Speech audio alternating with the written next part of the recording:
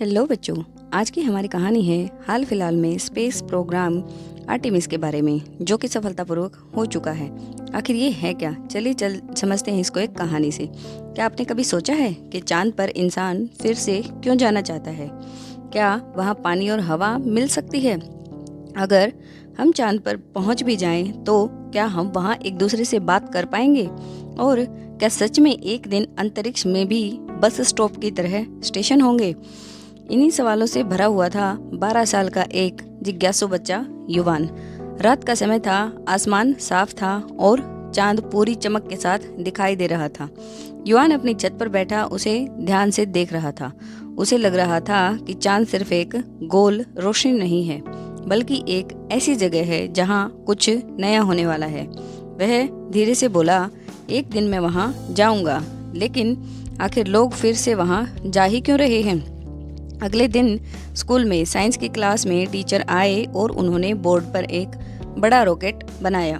बच्चों ने कहा, आज हम एक बहुत खास मिशन के बारे में जानेंगे, नासा का आर्टेमिस प्रोग्राम। युवान तुरंत ध्यान से सुनने लगा। टीचर बोले, बहुत साल पहले इंसान चांद पर गया था, जिसे हम अपोलो मिशन कहते हैं, लेकिन उसके बाद लगभग 50 साल तक वहाँ अब कोई इंसान नहीं गया है। तो युवान ने पूछा, सर फिर अब क्यों जा रहे हैं? टीचर मुस्कुराए और बोले, क्योंकि अब हमारा मकसद सिर्फ वहाँ जाना नहीं है, बल्कि चांद को समझना है, वहाँ पर रहना सीखना और आगे की तैयारी करना है। जैसे कि मार्स की तैयारी के लिए हमें इसकी ज़रूरत होगी। आर्टेमिस प्रोग्राम है क्या? टीचर ने समझाया, आर्टेमिस प्रोग्राम एक ऐसा मिशन है जिसमें इंसान फिर से चांद पर जाएगा, वहाँ बेस बनाएगा और लंबे समय तक रहने की तैयारी करेगा। इस मिशन में सबसे ताकतवर रॉकेट SLS का इस्तेमाल किया जा रहा है, जो इंसानों को अंतरिक्ष में लेके जाएगा। युवान ने कल्पना की, एक बहुत बड़ा रॉकेट आसमान में उड़ रहा है और वह उसमें बैठा है। आर्टेमिस 1, 2 और 3। टीचर ने आगे बताया, आर्टेमिस नंबर 1 बिना इंसानों के मिशन था, जिसमें ओरियन स्पेसक्राफ्ट चांद के पास गया और सुरक्षित लौट के आया। आर्टेमिस नंबर 2, इसमें इंसान चांद के पास तक जाएंगे। आर्टेमिस नंबर 3, इसमें इंसान चांद पर उतरेंगे। और सबसे खास बात है, टीचर बोले, आर्टेमिस 3 में पहली बार एक महिला भी चांद पर कदम रखेगी। क्लास में खुशी की लहर दौड़ गई। पूरी दुनिया का मिशन है ये। यह सिर्फ एक देश का मिशन है ही नहीं। टीचर बोले, इसमें कई सारे देश और कंपनियां मिलकर काम कर रही हैं, यानी यह पूरी दुनिया का मिशन है। युवान ने सोचा, मतलब पूरा संसार मिलकर चांद तक जा रहा है। चांद के पास स्टेशन यानी कि लूनार गेटवे। टीचर ने बोर्ड पर एक गोल आकृति बनाई। यह है लूनार गेटवे। यह एक स्पेस स्टेशन होगा जो चांद के चारों ओर घूमेगा।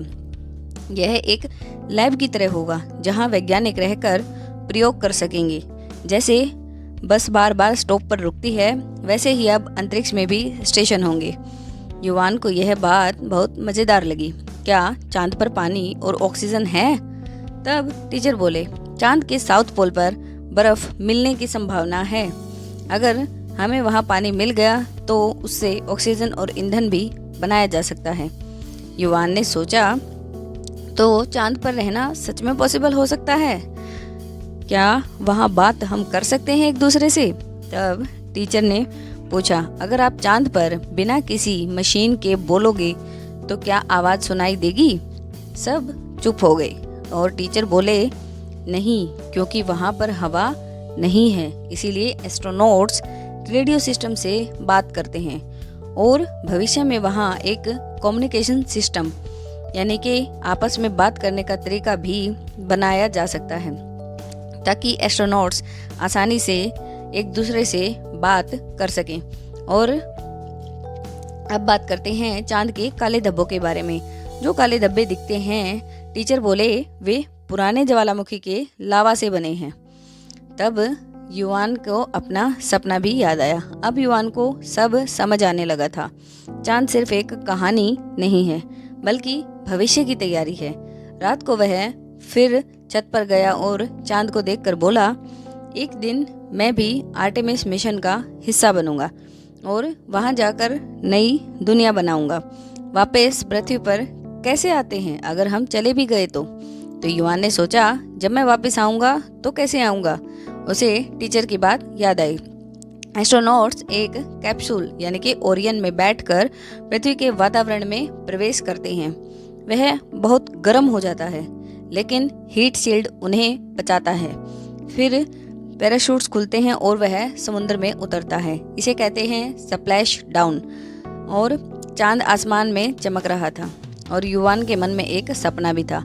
अब उसके पास सिर्फ सवाल नहीं थे, बल्कि जवाब भी थे और एक लक्ष्य भी। क्या वो चांद पर नहीं उतर पाए थे? इसका जवाब है नहीं। इससे पहले भी चांद पर इंसान उतर चुका है। पहली बार इंसान ने 1969 में अपोलो मिशन 11 मून लैंडिंग के दौरान चांद पर कदम रखा था। इसमें नील आर्मस्ट्रॉन्ग और बुज एल्ड्रिन गए थे। नील आर्मस्ट्रॉन्ग ने सबसे पहले चांद पर कदम रखा था। उसके बाद कई मिशन हुए हैं जिसमें इंसान चांद पर गया और वापस भी आया। फिर 50 साल तक क्यों नहीं गए?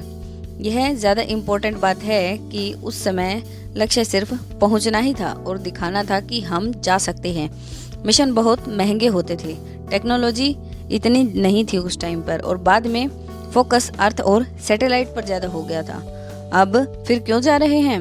अब नासा का आर्टेमिस प्रोग्राम इसलिए शुरू हुआ है क्योंकि अब हम वहाँ पर सिर्फ जाकर नहीं दिखाना चाहते, बल्कि वहाँ पर रहना सीखना चाहते हैं। चांद पर पानी यानी कि आइस मिलने की उम्मीद है और वहाँ से आगे मार्स पर जाना आसान हो जाएगा। और मार्स पर अगर कोई प्रयोग करने भी हैं तो वहाँ रहकर किए जा सकेंगे। आसान भाषा में समझो, पहले इंसान चांद पर गया, लेकिन अब इंसान वहाँ बसने जा रहा है, फ्यूचर